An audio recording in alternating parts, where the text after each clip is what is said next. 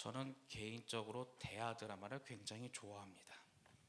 요새는 대하 드라마 보기가 좀 하늘의 별 따위 같은데 가끔은 옛날에 봤던 그 대하 드라마의 현실을 한번 봅니다. 특히 고려에서 조선으로 넘어왔을 때 그 현실은 어쩌면 이런 논리가 많이 작용되는 것 같죠.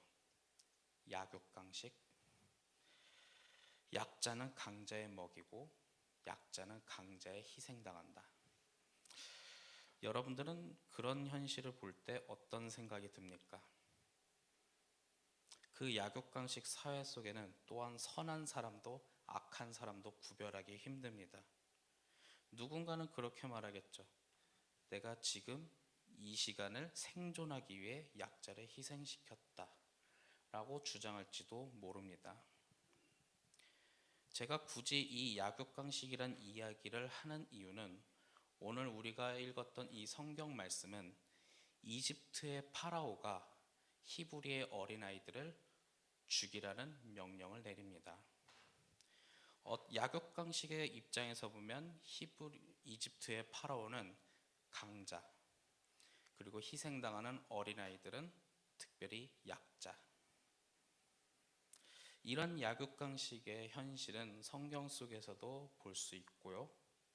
그리고 제가 더 좋아했던 대하 드라마에서도 보는데 중요한 것은 21세기를 살아가는 지금 이 순간은 어떨까라는 생각도 듭니다. 특별히 저는 어린이 주일이나 어린이날을 하면서 어린이들에게 이 설교는 하지 않죠. 이렇게 희생당하고 끔찍한 이야기는. 하지만 이러한 약자들, 특별히 어린아이들이 희생당하는 이러한 성경 구절을 보면서 과연 하나님은 어떻게 생각하시고 하나님은 지금 우리 현실을 어떻게 볼까라는 생각을 해봅니다. 오늘 말씀 속에 분명히 이집트의 파라오는 히브리 산파들에게 이렇게 말합니다. 해산할 때 아들이거든 죽여라. 이런 주장을 왜 할까? 우리는 분명히 성경을 읽는 독자 입장에서는 분명히 하나님이 어느 쪽에 위치하는지를 알기 때문에 그 감정에 대비하여 어쩌면 이집트의 파라오의 이런 입장을 무조건 반대합니다. 물론 어떤 입장이든 이집트 파라오의 이런 명령은 어린아이들을 죽이라고 한다는 건 옳지 않지요. 하지만 분명히 히브리인들은 기하급수적으로 증가하고 그 인원이 이집트 사람보다 더 많아진다면 이집트의 왕조는 분명히 위기가 다가올 겁니다. 그렇기 때문에 어쩌면 이집트 파라오의 이런 조치는 결론적으로는 히브리의 어린아이들을 죽여라 라는 건데, 이거는 어느 한편에서 보면 파라오의 자신의 왕조를 지켜야 한다는 신념이 있었던 건 분명합니다. 하지만 중요한 건 그 신념이 그래 우리가 이해가 되네 해서 용서가 되는 것이 아니라 우리는 성경을 보며 기도하며 세상 속에 살아갈 때 하나님의 관점과 하나님은 이 현상에서 어떻게 생각하실까라는 것을 먼저 생각해야 한다는 거죠. 분명히 이거는 자신의 왕조를 지키기 위한 정치적인 야망이나 그런 것들을 때문에 했던 조치지만 분명히 하나님의 입장과 생각은 우리는 언제나 고려해 볼 필요가 있습니다. 그러다 보니 이 현상을 보며 지금의 우리는 어떠한가라는 생각을 하지요. 저도 이제 제 또래의 친구들과 이제 전도사를 지내고 목사를 지냈던 사람들끼리 한 4-5명 정도 모였을까요? 그때 티타임을 하면서 이런 말을 놔둔 적이 있습니다. 각자 아동부, 중고등부, 청년부, 교회학교를 맡는 친구들은 잘 되지가 않는다고 합니다. 물론 누군가가 당신들의 영성이 부족해서 그렇다 하면 제가 굉장히 할 말은 없지만 우리가 이러한 것들이 특별히 교회학교가 왜 되지 않을까라는 것을 생각해 볼 때 저희들 친구끼리 나름 결론을 내린 게 있습니다. 교회학교가 안 되는 이유? 물론 여러분들은 부정할 수도 있겠지만 저희 친구들끼리 내린 결론은 교회학교가 안 되는 이유? 수능 때문이다. 수능, 대학교로 가기 위한 시험 보는 거 여러분들 다 아실 거라고 생각해요. 왜냐? 일주일에 하루 교회 오는 시간에 그것을 수능이라는 이유 하나만으로 학원과로 어린아이들이 내몰렸기 때문이죠.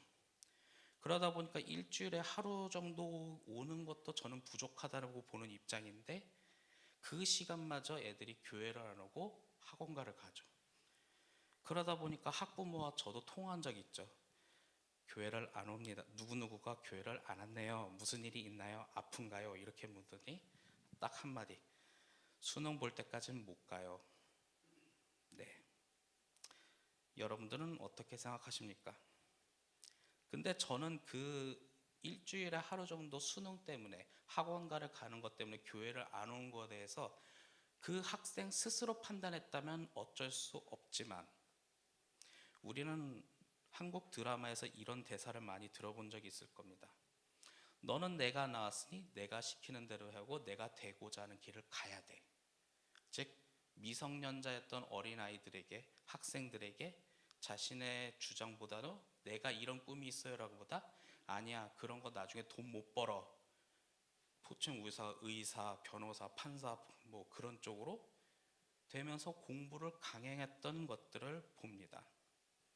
즉, 자녀의 의사가 아니라 부모의 의사나 어쩌면 이 세상 가운데 생존하기 위해, 살아남기 위해 어쩌면 우리가 생각하는 뭐 스카이를 간다던가 뭔가 좋은 직업을 잡아야 한다던가 그런 걸로 세상 속으로 어린아이들을 내몰리고 있는 거죠. 그래서 아침부터 학교를 가고 학원을 가고 학원을 가고 학원을 가고 학원을 가고 그리고 잠을 잔다. 그런 거를 볼 때 누군가는 이런 말을 합니다. 한국인은 어릴 적부터 야근을 배운다. 여러분들은 어찌 생각할지 모르지만 그렇게 계속 반복되는 일상 속에 그 사람들은 교회와 멀어지고 하나님의 말씀과 멀어지는 현상, 그렇게 이 시대 속의 경쟁 사회와 그리고 거기서 성공해야지, 이미 어른이 되기 전부터 이미 성공과 실패가 나눠져 버리는 그 사회 현상, 하나의 배틀로얄 같은 그곳에 어쩌면 우리의 현실은 어린아이들을 밀어넣지 않았을까. 그곳에서 마음이 갈리고 몸이 갈리고 영혼이 갈리고 모든 것을 갈리면서 생존을 했던 사람들, 1000명 중에 생존하는 사람이 옛날에는 100명이었지만 요새는 좀 제가 느끼기에는 만 명이 그곳에 들어가면 이제 100명이 아니라 10명밖에 살아남지 않는, 또한 생존을 해서 살아남는 그 공간도 점점 줄어드는 현실 속에 어쩌면 이집트의 파라오가 자신의 야망을 위해, 권력을 위해, 욕망을 위해 어린아이를 희생시켰던 것처럼 우리도 생존이라는 그거 하나, 잘 돼야 한다는 그거 하나, 어쩌면 부모님의 뜻에 따라서 성공해야 돼, 나는 실패했지만 너는 성공해야 하면서 그런 쪽으로 밀어넣지는 않았을까. 저는 항상 이 말씀 보면서 나중에 마태복음에서도 헤롯 왕이 예수 그리스도를 증오하기 때문에 어린아이들이 희생시켰던 구절을 보면서 어쩌면 우리의 생각과 현실과 어떠한 세상적인 정치적인 야망, 사회적인 생각 때문에 우리의 어린이들이 희생시키는 것과 똑같지 않았을까 라는 생각을 보면서 많은 기도가 있었습니다. 여러분들은 어떻게 생각하시나요? 여러분들의 가정이 안 그런다고 해서 세상 또한 바뀌어지진 않습니다. 오늘 말씀 속에 이집트의 파라오는 이렇게 어린이들을 희생시키는 조치를 취하고 죽여라 했는데, 이 말씀 속에는 다른 해답을 우리에게 보여주고 있어요. 분명히 파라오라는 왕의 절대적인 명령이 있었는데 그것을 거부했던 사람들이 있습니다. 특별히 이런 그런 성경 속의 여성들의 이름이 잘 등장하지 않는데 이 구절 속에만큼 특별히 그 이름이 드러나고 있습니다. 십브라라는 사람과 부아라는 두 명의 히브리 산파가 등장하지요. 그들은 왕의 명령에, 파라오의 절대적인 그 명령을 거부했습니다. 이것은 그 이집트 왕조의 생존이라는 그 이유 하나만으로 내렸던 절대적인 명령을 거부했던 사람이죠. 어쩌면 우리가 세상 속에 뭔가 세상의 논리가 아닌 그것을 거부하면서 뭔가 하나님의 뜻을 찾았던 사람들과도 비슷합니다. 그리고 그렇게 해서 거부했던 이 사람들에게 출애굽기 1장 20절에 하나님은 그 산파들에게 은혜를 베푸셨다라고 기록되어 있습니다. 그리고 21절에 그들이 잘 되었다. 분명히 하나님은 어린아이가 희생당할 때 그 백성들은 그 희생당한 것은 분명히 하나님은 보기에 옳지 않다. 그리고 그것을 위해 거부했던 그 사람들은 왕의 반역으로 죽는 것이 아니라 하나님은 은혜를 베푸시고 그들이 더욱더 잘 될 수 있도록 이끄셨다라고 분명히 성경은 말하고 있습니다. 그렇다면 지금 이 말씀 앞에서 우리도 한번 생각해 볼 필요가 있습니다. 진짜 배틀로얄 같은, 옛날에는 1000명이 들어가면 100명이 생존했지만 지금은 10,000명이 들어가면 10명만 생존하는, 아니 10명도 생존을 못하는 것 같아요.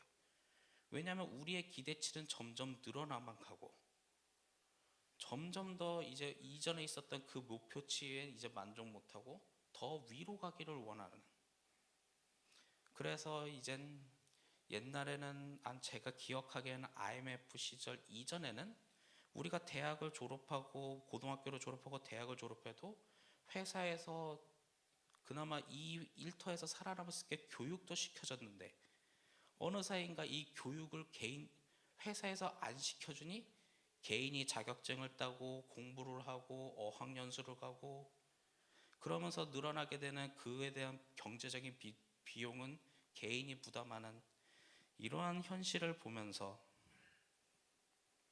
하나님의 뜻은 어디 있을까라는 생각을 합니다. 그래서인지 친구들끼리 내린 결론은 교회 학교를 방해하는 것은 수능 때문이 아닐까. 아니, 정확하게 말하면 이런 사회적인 기대, 사회적으로 이 정도는 돼야지 성공했다, 정확하게 성인으로 들어오기 전부터 이미 그거부터 갈려버린 이 현상엔 어쩌면 우리는 많은 생각을 해볼 필요가 있죠. 그래서 하나님의 뜻은 무엇이며, 하나님은 분명히 이것을, 내가 이제껏 묵상해왔던 하나님은 절대로 이걸 좋아하진 않는데 과연 우리는 어떻게 해야 할까? 오늘 말씀 속에 있는 히브리 산파들을 한번 기억했으면 좋겠습니다. 그들은 분명히 옳지 않다는 것을 거부했던 그 사람들, 누군가는 보면 분명히 왕명을 거부했기 때문에 그들은 반역죄로 죽어야 합니다. 하지만 하나님의 말씀은, 하나님은 그들을 더욱더 복되게 했다는 거죠. 그렇다면 21세기에 살아가는 우리에게도 분명히 기억해야 할 것은, 이 히브리의 산파는 분명히 세상적인 것을 따르지 않고 하나님의 뜻을 찾았습니다.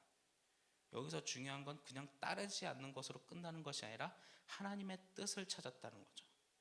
그 뜻을 찾았을 때 그들에게 부어졌던 은혜는, 우리가 또한 하나님의 뜻을 찾을 때 그 은혜는 우리의 것이 될 수도 있다는 겁니다. 그렇기 때문에 우리는 하나님의 뜻을 찾기 위해 항상 기도하며 주님께 물어보며, 또한 하나님의 말씀도 보며, 또한 예배하는 공동체에서의 우리의 정체성을 세우면서 또한 하나님의 뜻을 찾고, 그것으로 끝나는 것이라 이제 교회 바깥으로 나갈 때, 세상 속에 살아갈 때 하나님의 뜻을 실현시키며 살아가는 사람들, 그런 사람들을 우리는 그리스도인이라 하지 않겠습니까? 오늘 말씀처럼 우리는 어쩌면 오늘 이 시간 기도하고 세상 속으로 물론 휴일이겠지만 세상 속으로 나아간 때 그 세상 속에서도 분명히 하나님의 뜻이 아닌 그 반대로 되는 것을 우리는 많이 경험하게 될 겁니다. 하지만 그러할 때 오늘 이 히브리 산파들을 기억해 주셨으면 좋겠습니다. 그리고 그들이 받았던 복이 있다는 것은 우리는 분명 이 세상에 끌려가는 것이 아니라 세상 속에 하나님의 뜻을, 하나님의 꿈을 세우며 살아갈 때 주님께서는 우리와 함께 하신다는 것입니다. 그리고 우리는 은혜를 받을 수 있다는 것입니다. 그렇기 때문에 히브리 산파가 받았던 그 은혜를 여러분들도 함께 하셨으면 좋겠습니다. 그러기에 오늘 기도하는 이 자리에 모일 때 우리는 오직 기도라는 마음으로 주님과 동행하며 이 땅에 교회를 세우며 하나님의 나라를 실현시킬 수 있기를 간절히 소망합니다.